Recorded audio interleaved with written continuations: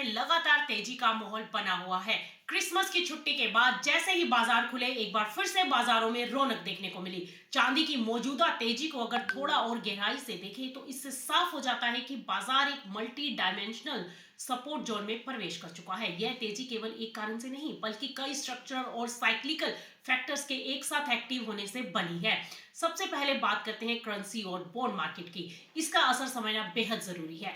जैसे जैसे अमेरिका में ब्याज दर कटौती की उम्मीदें मजबूत होती दिखाई दे रही है, वैसे वैसे डॉलर इंडेक्स में ऊपरी स्तरों पर दबाव बनता हुआ दिखाई दिया है। दरअसल कमजोर डॉलर का सीधा फायदा चांदी जैसी डॉलर डिनोमिनेटेड कमोडिटीज को मिलता हुआ दिखाई दे रहा है, जिससे इंटरनेशनल खरीदारों के लिए चांदी सस्ती हो रही है और मांग लगातार बढ़ रही है। वहीं दूसरा अहम पहलू गोल्ड सिल्वर रेशो भी है। हालिया तेजी के बावजूद ऐतिहासिक नजरिए से अगर देखा जाए तो सिल्वर अभी भी गोल्ड के मुकाबले पूरी तरह से महंगी नहीं मानी जा रही। यही वजह है कि बड़े निवेशक और फंड्स गोल्ड के साथ साथ सिल्वर में भी पोजीशन बढ़ा रहे हैं। जब भी गोल्ड सिल्वर रेशो नीचे की ओर मूव करता है, सिल्वर में अपेक्षाकृत ज्यादा उछाल देखने को मिलता है और मौजूदा हालत भी उसी दिशा की तरफ इशारा कर रहे हैं। उधर फ्यूचर्स और डेरिवेटिव सेगमेंट में भी ट्रेंड बदलता हुआ दिखाई दिया है। ओपन इंटरेस्ट के आंकड़े ये साफ संकेत दे रहे हैं कि तेजी सिर्फ शॉर्ट कवरिंग तक सीमित नहीं है, बल्कि नई लॉन्ग पोजीशंस भी मार्केट में बन रही है।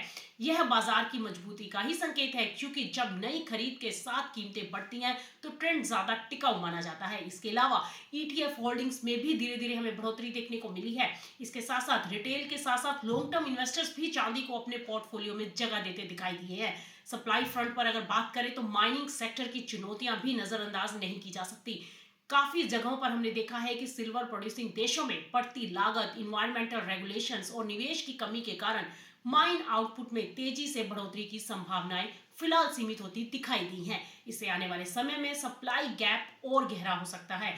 वहीं रिसाइकलिंग से मिलने वाली सप्लाई भी कीमतों में आने वाले उतार चढ़ाव के कारण स्थिर नहीं रह पा रही, जिससे बाजार पर दबाव बन सकता है।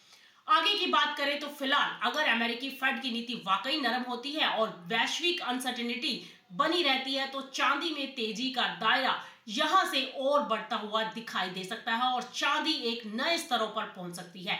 हालांकि ऊंचे स्तरों पर प्रॉफिट बुकिंग और शॉर्ट टर्म करेक्शन से भी इनकार नहीं किया जा सकता, लेकिन मौजूदा फंडामेंटल तो यही संकेत देते हैं कि हर गिरावट पर खरीदारी की प्रवृत्ति बनी रहेगी। कुल मिलाकर चांदी अब सिर्फ एक सुरक्षित निवेश के विकल्प के रूप में नहीं देखी जा रही, बल्कि एक स्ट्रैटेजिक एसेट्स के रूप में उभर रही है, जिसमें आने वाले महीनों में भी निवेशक की दिलचस्पी पूरी बनी रहने की संभावनाएं हैं।